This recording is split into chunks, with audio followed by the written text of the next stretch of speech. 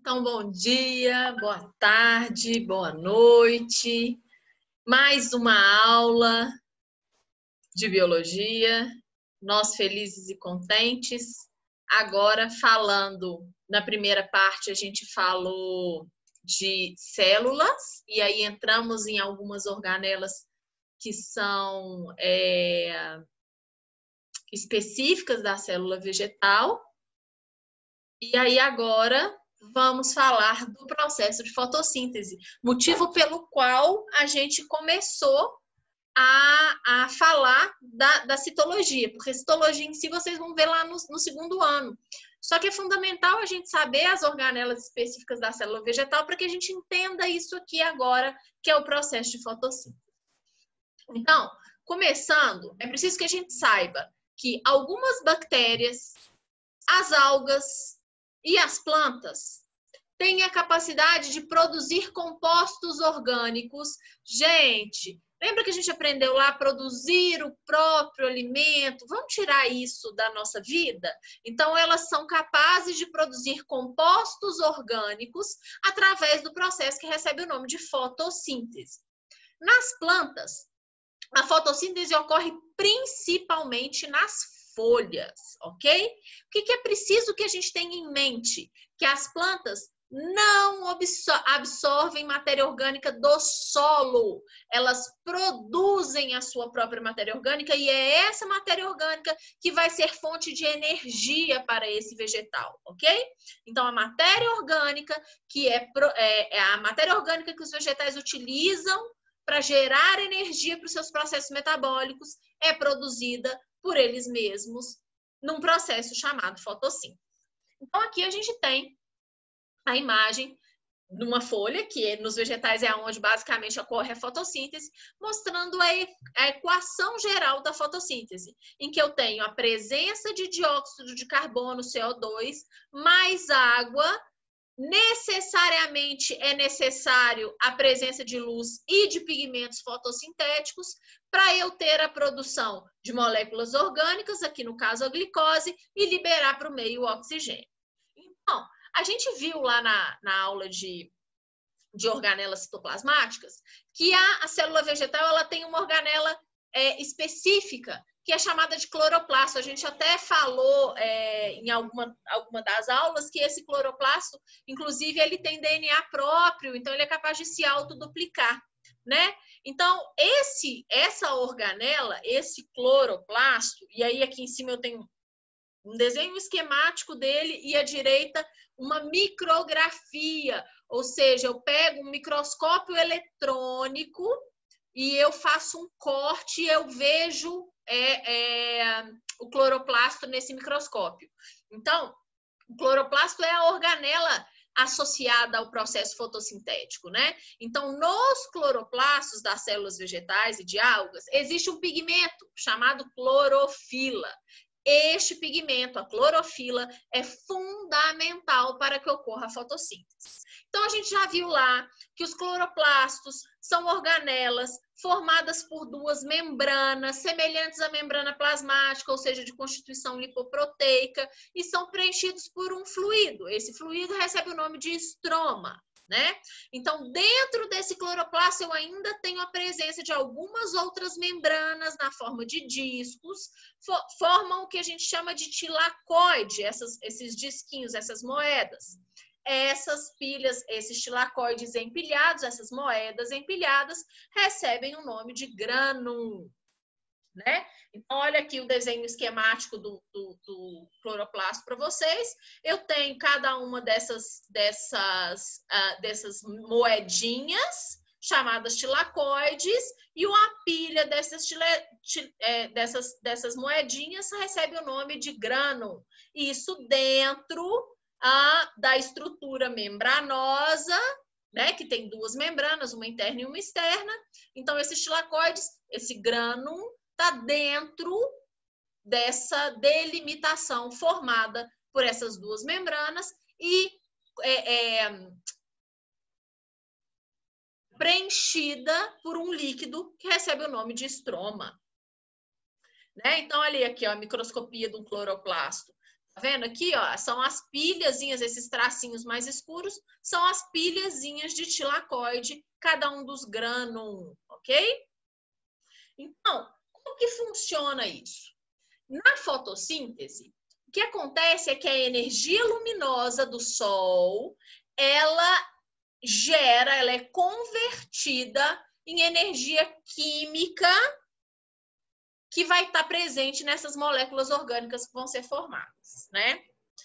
Acontece que essa luz, ela só pode ser utilizada no processo de fotossíntese porque eu tenho a presença de pigmentos especializados que são capazes de captar essa energia luminosa. Que pigmento é esse? A clorofila, né? Então, o que é importante que a gente saiba?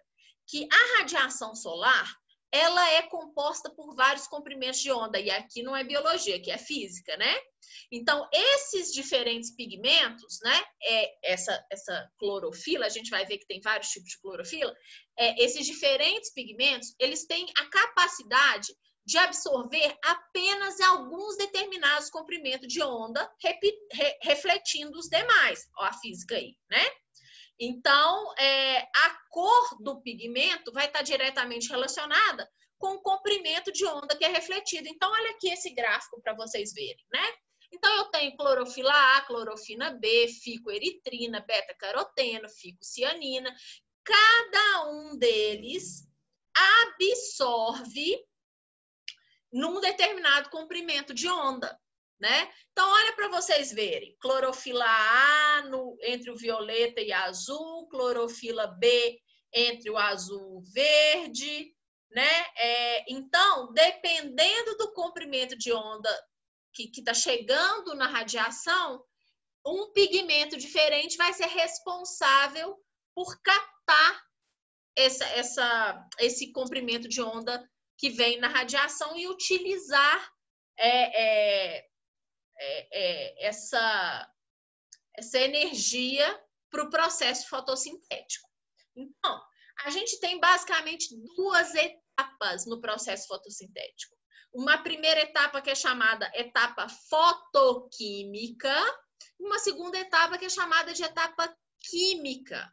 Olha, gente, biologia ela te fala tudo, eu já mostrei isso para vocês. Etapa fotoquímica é aquela etapa em que ocorrem reações químicas dependentes de dependentes da luz, né? Foto é luz, né? Então, a etapa fotoquímica, ela ocorre nos tilacoides, nos disquinhos. Enquanto a etapa química, que nós vamos ver os nomes dela daqui a pouco, ou o ciclo de Calvin, ocorre no estroma, ou seja, no líquido que preenche o citoplasma, ok? Então, vamos lá. Vamos para essas duas etapas e aqui eu preciso que vocês prestem bastante atenção, porque nós vamos desmistificar também um monte de coisa. A primeira etapa, a etapa fotoquímica. Etapa dependente de luz. Se ela é dependente de luz, ela também recebe o nome de fase de claro. Então, pode cair etapa fotoquímica ou fase de claro. Olha o que acontece. Se ela é fotoquímica, se ela é dependente da luz, então é nessa etapa que a luz é absorvida. É nessa etapa que os pigmentos, as clorofilas, os pigmentos que estão presentes lá nos tilacoides, né? Porque a clorofila ela está nos tilacoides, vão ter um papel fundamental. E é nessa etapa também que entra a água lá da equação básica da fotossíntese. Agora, olha só, gente, presta atenção. Está entrando luz e está entrando água. E está saindo oxigênio. Olha isso. Então, o oxigênio produzido no processo fotossintético, ele vem da onde, se ele é liberado na etapa fotoquímica? Ele vem da quebra da molécula de água. Então, o oxigênio que é liberado na fotossíntese, ele vem da molécula de água. Não esqueçam disso. E no segundo momento, a gente tem a etapa química, ou fase de escuro, em que eu tenho a absorção desse CO2 e a fixação desse CO2 em molécula orgânica, tá? Vamos ver com calma. A etapa fotoquímica são reações que ocorrem no processo fotossintético que dependem diretamente da energia luminosa, da luz. Então, ela também é chamada de fase clara porque ela ocorre em presença de luz, porque ela é dependente da luz. Ela ocorre nos tilacoides e a reação básica ali é a quebra da molécula de água. Fotólise, lise, quebra, foto pela luz de quem? Da molécula de água. Então, a molécula de água é quebrada pela ação da luminosidade.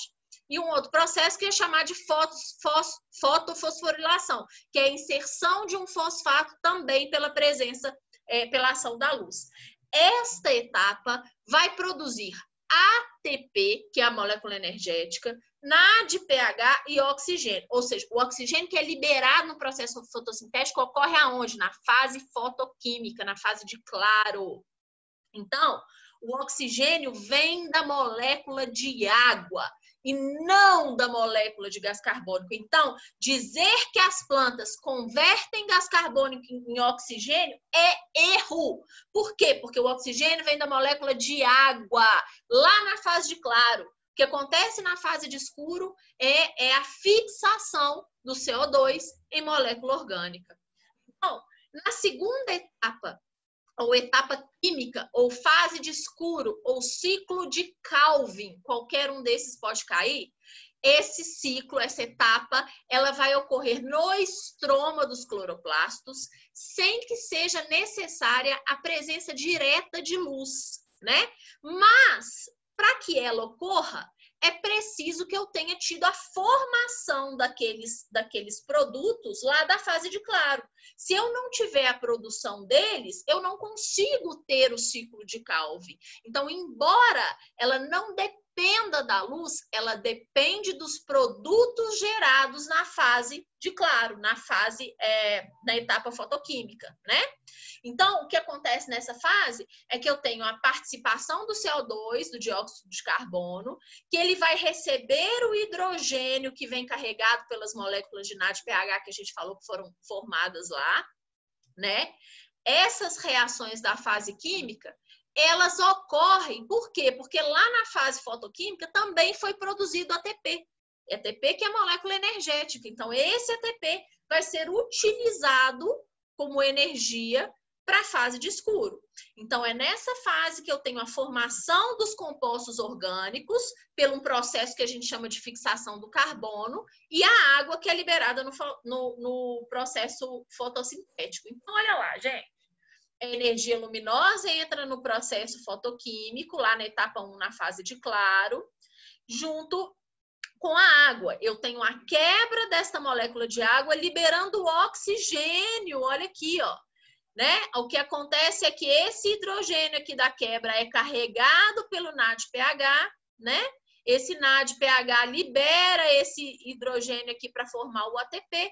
ATP é a molécula de energia que vai gerar, que vai fornecer a energia necessária para que esse CO2 aqui na etapa de escuro seja convertido em glicose, né? Em C6H12O6, que é a molécula de glicose, que é a molécula orgânica que vai ser usada nos processos metabólicos do vegetal. Então, olha lá, eu tenho a reação geral, a equação geral da fotossíntese, eu tenho água entrando, CO2, com a ação da luminosidade solar, formando oxigênio, moléculas orgânicas e água. Lembrando que o oxigênio que é liberado aqui, ele é produzido na fase de claro, na etapa fotoquímica, a partir da quebra da molécula de água, né? Então, se a fotossíntese só gera glicose e oxigênio, da onde vem o resto da matéria orgânica que as plantas utilizam? Ou seja, da onde vem carboidrato, lipídio, proteína, ácido nucleico e as vitaminas?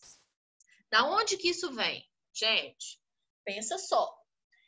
A gente falou que as plantas não são capazes de absorver compostos orgânicos diretamente do solo, mas elas são capazes de absorver macronutrientes e micronutrientes, além, né, dos sais minerais todos, do solo. O que acontece, então, é que esses minerais absorvidos no solo passam por reações químicas dentro das células do próprio vegetal, produzindo esses outros compostos orgânicos que não a glicose, né? Lipídio, proteína, ácido nucleico, tudo é produzido a partir da absorção desses nutrientes do solo. Lembrando que são nutrientes, não são compostos orgânicos. Os compostos orgânicos são produzidos pelas células do próprio vegetal. Okay? É importantíssimo. Quais são os fatores que afetam a fotossíntese? Vários, mas os mais importantes. A intensidade de luz, a concentração de CO2 e a temperatura. Vamos entender cada um deles. Esse primeiro gráfico, gente, te mostra a taxa fotossintética com relação à intensidade de luz. Então, veja que à medida que a intensidade de luz vai aumentando, a taxa fotossintética aumenta também. Só que chega no momento que ela estabiliza. Não adianta eu aumentar a intensidade de luz, porque a taxa fotossintética está estabilizada. Por quê? Gente, quem faz a fotossíntese não são os cloroplastos? Cada cloroplasto tem sua capacidade máxima de produção, de trabalho. Então, chega um determinado momento que não adianta eu aumentar a intensidade de luz, porque os cloroplastos não conseguem processar aquilo que vem de mais luz. Eles conseguem processar até um certo ponto. Então, chega um determinado momento em que não adianta eu ter uma luminosidade maior, porque minha taxa fotossintética vai ser a mesma, exatamente porque chegou ao máximo de produção que o cloroplasto consegue, ok? Quando a gente fala em concentração de CO2, exatamente a mesma coisa. À medida que eu tenho maiores concentrações de CO2, eu tenho uma maior taxa fotossintética, entretanto, chega em um determinado momento, próximo a 0,2% de CO2, que essa taxa se estabiliza e não sobe mais, exatamente pela capacidade de processamento, de fixação desse CO2 dos cloroplastos. Porque se isso não acontecesse, gente, a gente não teria problema de poluição, vocês concordam? Bastava aumentar a capacidade fotossintética, né? Os próprios vegetais dariam conta disso, e não é isso que acontece. Exatamente porque eu tenho um limite de aproveitamento, de conversão, de fixação desse CO2 por parte dos cloroplastos. E o último gráfico mostra a taxa de fotossíntese em comparação com a temperatura, né? Eu tenho uma maior taxa fotossintética numa temperatura em torno de 35 graus. Eu tenho menores taxas em temperaturas mais baixas, maiores taxas em temperaturas mais altas, o que faz todo sentido, uma vez que enzimas relacionadas aos processos metabólicos têm temperaturas ótimas de funcionamento. Se eu vario muito essas temperaturas, elas passam a funcionar menos. Se eu vario para mais ou para menos essas temperaturas, elas passam a funcionar de forma com percentual de funcionamento comparado com seu ápice, né? Então, eu tenho uma temperatura ótima em que ela funciona perfeitamente bem. Se eu diminuo essa temperatura, eu tenho uma queda no funcionamento. Se eu aumento essa temperatura, eu também tenho uma queda de funcionamento. Então, esses são os 3 fatores limitantes básicos da fotossíntese. E esse aqui é o gráfico clássico de fotossíntese, né? Que ele te mostra a taxa fotossintética com relação ao processo respiratório. Gente, planta respira? Claro que respira, ela é ser viva. E a taxa respiratória dela não muda, a taxa respiratória dela é constante, é essa lista vermelha que vocês estão vendo aí. Então, olha para vocês verem. Tá vendo que eu tenho uma taxa de fotossíntese aumentando, passando da taxa respiratória e depois estabilizando com relação à intensidade luminosa? Então, pensa só. Tem determinados horários que a taxa fotossintética é menor do que a taxa respiratória, ou seja, a planta está produzindo mais CO2 do que liberando de oxigênio no processo fotossintético. Ou seja, o que a planta produz de CO2 no seu processo respiratório é mais do que ela gera de oxigênio no seu processo fotossintético. O negócio é que à medida que a luminosidade, a intensidade luminosa vai aumentando, essa taxa de fotossíntese também aumenta. Chega um local em que elas se igualam. ou seja, o que é produzido na fotossíntese, ou seja, o que é consumido no processo respiratório é compensado pelo que é produzido na fotossíntese. E esse ponto em que eles se igualam, a gente chama de ponto de compensação fótico. Depois que esse consumo e essa produção se igualaram, e a intensidade luminosa continua aumentando, eu tenho um aumento da taxa fotossintética. Até que, como a gente viu lá, chega num ponto que não adianta eu ter luminosidade mais, que o cloroplasto não consegue processar. Então, o processo fotossintético se estabiliza.